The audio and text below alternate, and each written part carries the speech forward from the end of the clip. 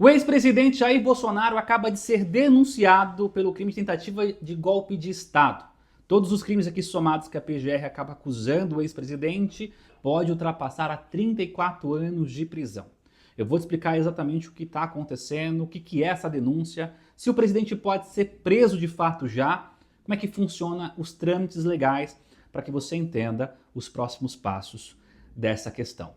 Eu sou Ilmar Muniz, sou advogado, professor de Direito e estou sempre aqui nas redes sociais dando dicas jurídicas de forma descomplicada. Então dá o seu like, dá o seu joinha e siga a gente em todas as redes sociais.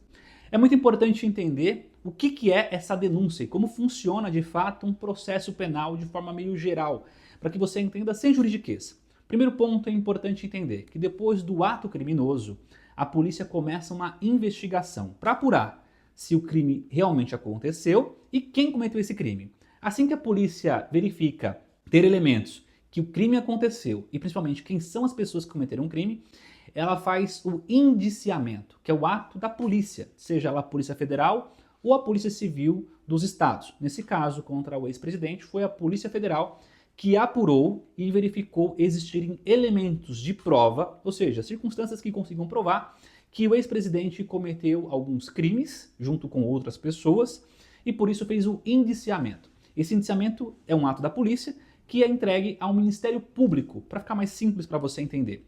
O Ministério Público, o promotor de justiça, seja ele federal ou do estado, vai verificar se essa situação realmente é crime, se realmente aconteceu e se ele está convencido dos atos.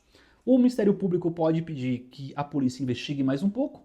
O Ministério Público pode pedir o arquivamento desse indiciamento, dizendo que não tem crime ou que não são essas pessoas que cometeram, ou ele pode relatar uma denúncia, ou seja, acusar as pessoas pelos crimes que a polícia investigou.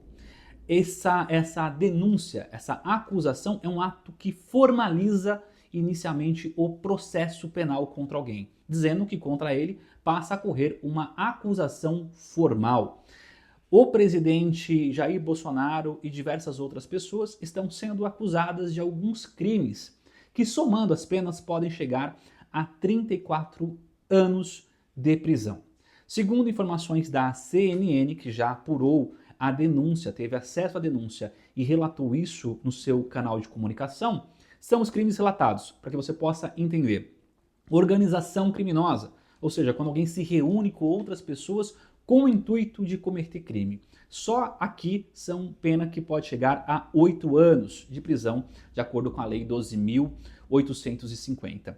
Também está na denúncia que o presidente Jair Bolsonaro está sendo denunciado tentativa de abolição violenta do Estado Democrático de Direito, previsto no artigo 359-L, que também pode chegar a 8 anos de prisão, golpe de Estado, que pode chegar a 12 anos, o dano qualificado, que pode chegar a 3 anos, e a deterioração de patrimônio tombado, que tem mais 3 anos.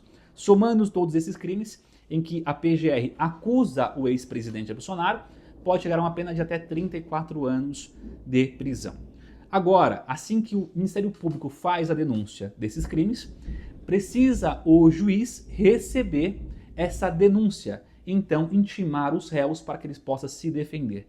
Nesse caso, como se trata de uma questão contra ex-presidente, a denúncia é feita pela Procuradoria-Geral da República e diretamente ao STF. Então vai para a primeira turma do STF a analisar essa denúncia. Após analisado, a denúncia pode ser arquivada ou então recebida.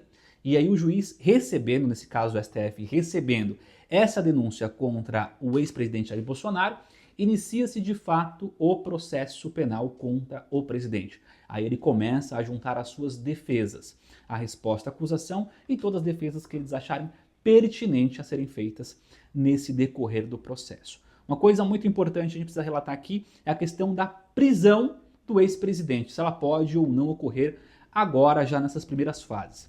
É muito importante entender que a prisão, em regra, só pode acontecer após o trânsito em julgado do processo penal. O que significa isso? Após o réu ter esgotado todas as suas chances de defesa, não terem mais recursos e não ter mais o que fazer no processo, basicamente, e aí sim começa a fase de execução da pena, quando tem uma condenação final e não tem mais o que fazer. No entanto, existe sim a possibilidade da prisão enquanto rola o inquérito ou enquanto rola o processo ou até mesmo em circunstâncias após a sentença. Nesse caso, nós chamamos de prisão cautelar, para que você possa entender sem entrar aqui no juridiquês. O que são as prisões cautelares? Significa assim, olha, basicamente, de forma bem simples para você entender, significa que, de alguma forma, o réu pode atrapalhar o processo, o réu pode fugir do país, o réu pode colapsar a segurança jurídica de Estado por causa de alguma situação que ele está incitando.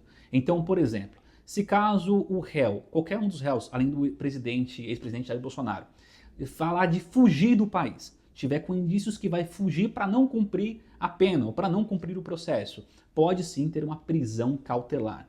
Ou então o réu começa de alguma forma a atrapalhar o processo, ameaçando ou tentando convencer testemunhas de não depor. Vamos supor que o ex-presidente Jair Bolsonaro comece a tentar convencer pessoas a não ir depor contra ele, não falarem, não delatarem situações.